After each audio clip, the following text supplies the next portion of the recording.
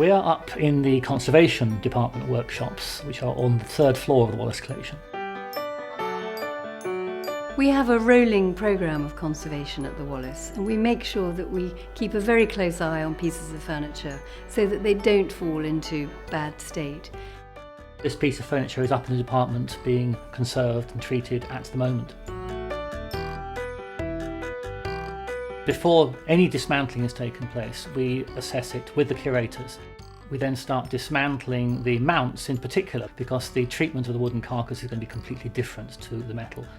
And of course the most important thing, as you can see here, is to mark where the mounts were so that we can put everything back exactly as it came off.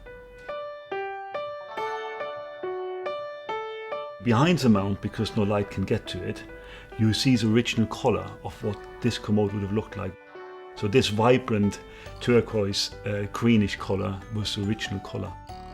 In this poster here, you can actually see what a piece of furniture would have really looked like in the 18th century.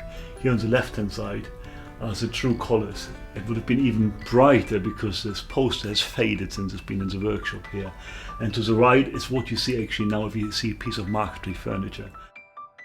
The commode is made by Jean-Henri Riesener, who is one of the most famous French cabinet makers of the 18th century.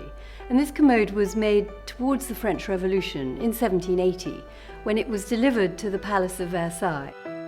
Marie-Antoinette kept this commode in her private study, her cabinet intérieur. It's a really very, very tiny room, very beautiful. One of the reasons that we know this belonged to Marie-Antoinette is because the gilt bronze has the most beautiful cipher, MA, the initials of Marie-Antoinette. The mounts that you see here are made of gilt bronze, and they're designed to look very rich and grand. Once the mounts have been removed from the furniture, we assess them very carefully, and we discovered that these mounts have been lacquered. The old lacquer was removed by a vapour of diacetone alcohol, and that lifts off the old lacquer, and you can remove it with a fine brush like this. After that, you can assess whether the mounts are corroded, and you can see from the condition of the gold here that they're in very good condition. We don't need to clean these chemically. We decided merely to wax them to protect the surface. If we decided one or two areas were perhaps a little dark, needed a little bit of highlighting, then we might just touch in those areas using mica powder. We would possibly give a final burnish, but these now could be put aside until the rest of the piece of furniture is finished and the whole thing is ready to be reassembled. The commode was looking very tired and rather sorry for itself. But more than that, there were bits of marquetry that were beginning to peel off, and it was very important that we stabilised that situation. And our job on this occasion was to relay all of this marquetry pattern to actually secure it, because it was nearly falling off.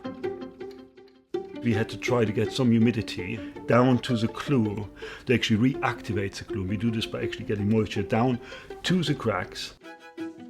You apply a bit of moisture with a fine brush, and then you actually put a piece of Melanex on top over this area, and you use a hair dryer or a hot air gun, which is even better, and then you actually drive some moisture down through the crevices.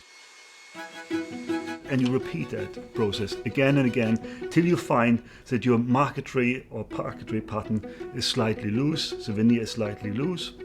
In the first stage, we rehydrated all loose areas, but the existing polish was left as a protective coating. You warm up your glue block and you press this on in this area, and then you apply gentle pressure, like for example with this frame here.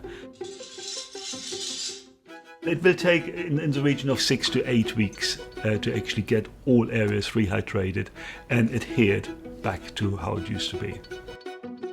After rehydrating all areas, we remove the polish, which was applied 70 years ago. Finally, we apply several coats of shellac blonde to protect the commode.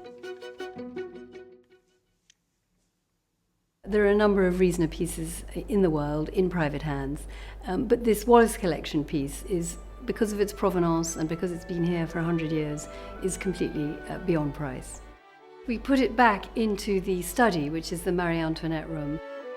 You'll see the commode now in all its glory, sitting amongst other pieces of furniture that Marie-Antoinette owned.